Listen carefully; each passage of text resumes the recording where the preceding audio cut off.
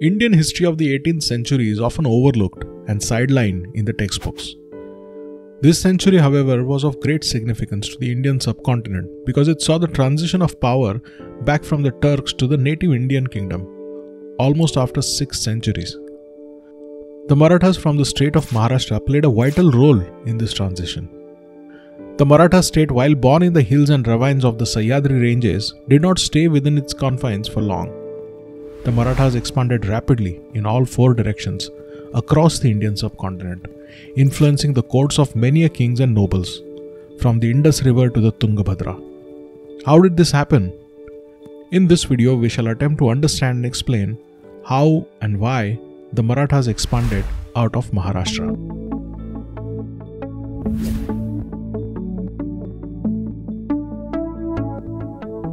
Chhatrapati Shivaji had cleverly used the native geography and the strongholds within to his advantage, while establishing his own sovereign kingdom.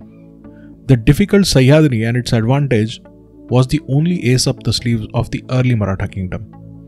Their rule was mainly concentrated around the Sahyadri and the Satpura mountain ranges. This was a geographically limited area. There was no strategic depth, no place to go if the situation became untenable for the Marathas in the Sahyadri region. Thus, the frontiers of the kingdom and the central strongholds were too close to each other, something that the invasions of Shaista Khan and Mirza Raja Jai Singh had highlighted. Thus, the Marathas needed to have a place they could retreat and regroup at. Expanding further south seemed ideal. The kingdoms in the south were in the midst of cold wars between the factions, and geographically it was far enough from the Sahyadris to be safe, yet close enough to be accessible. The time to make this transition was also chosen wisely.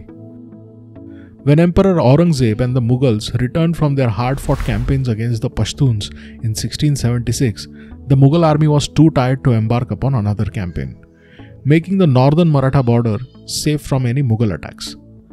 The Adil Shahi throne of Bijapur had a 12-year-old child for a king. Infighting among its native Deccan Muslim nobles and non-native Afghan and Turkish nobles further weakened the Adil Shahi. To top it all off, the Mughals in the Deccan had opened an attack on the northern borders of the Adil Shahi kingdom. Thus, in 1676, the Marathas led by Chhatrapati Shivaji embarked upon their Dakshin Digvijay, that is, the southern conquest. An alliance was secured with Abul Hasan Qutub Shah, the Sultan of Golconda, as well as a ceasefire was arranged with the Mughal commander in Deccan, Bahadur Khan Kokaltash. The Marathas, along with their Golconda allies, invaded the territories in Karnataka which belonged to the Adil Shahi Pathan faction. With 30,000 cavalry, 40,000 infantry, backed by artillery, and some initial funding from Golconda, the Marathas managed to siege strategically important forts of Jinji and Vellore in modern-day Tamil Nadu. Some minor and ill-defended forts like Bhuvangiri Pattan were destroyed by the Marathas. The defences of Jinji were greatly improved. Such were its improvements that the contemporary Europeans noted to be at par with finer European architects. This southern conquest would greatly help the Marathas during the Mughal invasion that immediately followed Chhatrapati Shivaji's death. Under Chhatrapati Sambhaji, the Maratha troops attempted to break out of their traditional geography. They explored avenues both north and south. Chhatrapati Sambhaji's commander Hambirrao Mohite sacked Burhanpur, then considered as the doorway to Deccan, while the Chhatrapati himself led the conquest of Goa and Mysore. His ambitions were restricted though by Aurangzeb's invasion of the Deccan. Aurangzeb successfully managed to end the Adil Shahi and Qutub Shahi dynasties of Golconda and Bijapur by 1686. From 1687, he focused all his strength against the Maratha Swaraj. After the fall of Raigad in 1689, the Maratha king Rajaram sought refuge at Jinji. Leading the resistance for 10 years from the fort of Jinji, Chhatrapati Rajaram and his commanders expanded their dominions in the south, thus proving the importance of Chhatrapati Shivaji's southern conquest. After the death of Chhatrapati Rajaram in 1700, the Mughal-Maratha conflict had returned home in the mountains of the Sahyadris. Shivaji, the son of Rajaram and Tarabai, was declared as the next king, while his mother Tarabai ruled as his regent. For nearly 2 decades, the Marathas had been in constant struggle against the Mughals in the Deccan. They had been almost driven out of the Sahyadris, but managed to bring the fight back to their homeland, capturing important strategic forts during their fight. What followed was a David versus Goliath story. With Queen Tarabai, along with seasoned men such as Ramchandra Pant Amatya, Shankaraji Narayan, Parshuram Pant Pratinidhi, and Dhanaji Jadhav, they managed to grind down the Mughals. This war of attrition that saw thousands of casualties every year, weakening the Mughal army at its core. Epidemics such as cholera and plagues made the large Mughal camps of Satara and Brahmapuri living hells.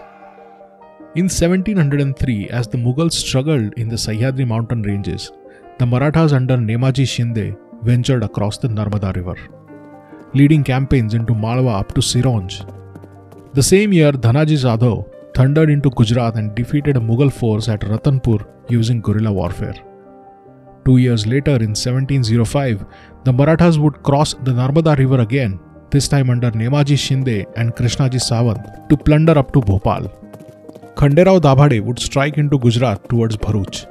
With his 8,000 men, Dabhade attacked and defeated a Mughal army commanded by one Muhammad Khan numbering almost 14,000. These were the signs of what would follow after the death of Aurangzeb in February 1707. As the Mughal princes with their armies retreated north to secure the throne, the Marathas would overrun Gujarat, annexing the region to the Maratha dominion. Early decades of 1700s bore witness to the spread of Maratha rule both in the north and in the south. Prince Shahu, the son of Chhatrapati Sambhaji, was released by the Mughals, who after some initial resistance secured the Maratha throne for himself at Satara. He appointed Balaji Vishwanath as his Peshwa or the Prime Minister and entrusted upon him the responsibilities to secure the release of his mother and other royal captives from the Mughal confinement at Delhi.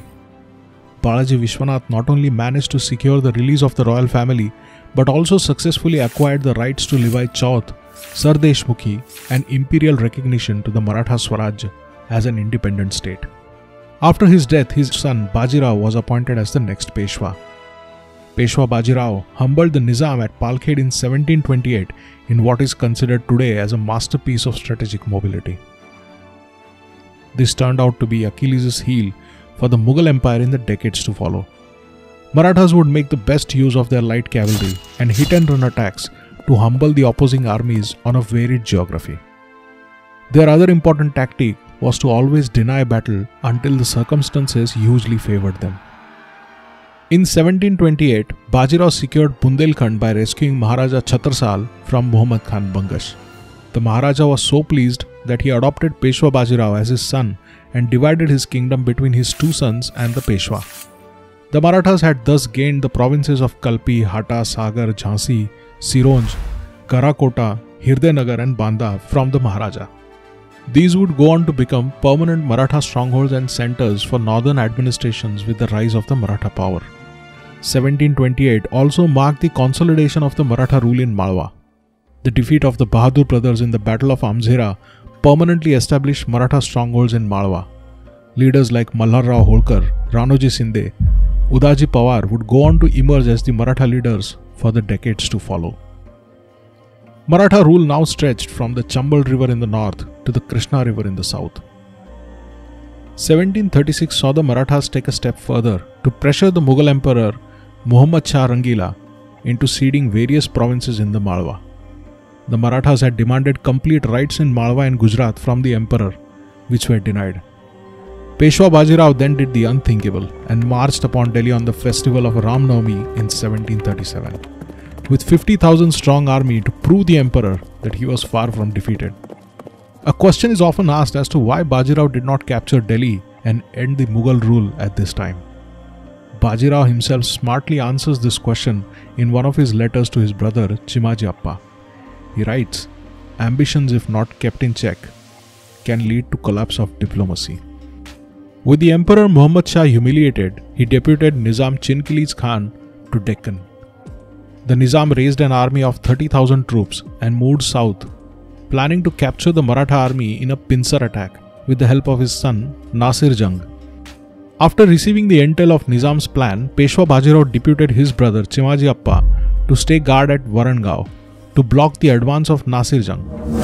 Bajirao then succeeded in locking Nizam and his army in the fort of Bhopal, when Raghuji Bhosle crushed Shujat Khan and Chimaji Appa blocked the incoming reinforcements from Nizam Ali in the south, thus forcing the Nizam to surrender again without a pitched battle. After this, a treaty was signed with the Nizam conceding the Malwa region to the Marathas. With this, all of the central India was now firmly under the grasp of the Marathas. After the death of Bajirao and Chimaji Appa in 1740, the next decade witnessed the continued growth of the Marathas in all directions. Raghuji Bhosle ventured east to secure the tributes and Maratha rule into Bengal and Orissa, while Balaji Bajirao, the new Peshwa and the son of Bajirao, along with his cousin Sadashiv Rao, the son of Chimaji Appa, marched south to secure the tributes and expansion in the princely states of Savanur, Kadapa, Mysore and Srirangapattan. It was during this time that the foreign invasions further weakened the Mughal power in the north, which was already on the wane. Northern expeditions led by Bajirao's younger son Raghunath Rao, Mallar Rao Holkar and the Scindia brothers attempted to expand the Maratha dominions in the north. Witnessing the rise of the Maratha power, the Mughal emperor signed a treaty in 1752, granting the Marathas a share in the revenue of the north in exchange for their protection of the Mughal empire against the invaders and also inland foes.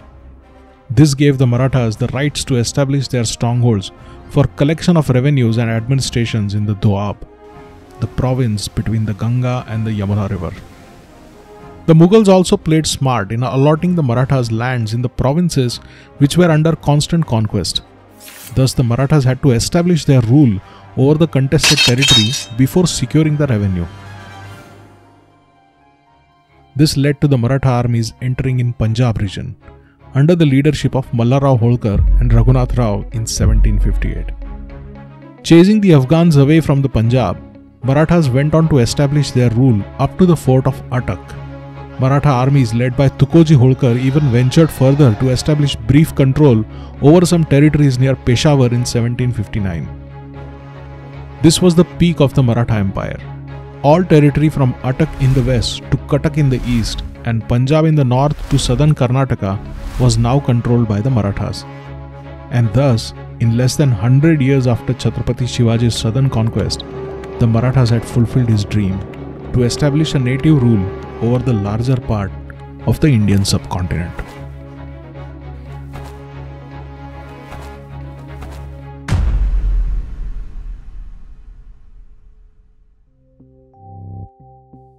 Thank you for watching this video.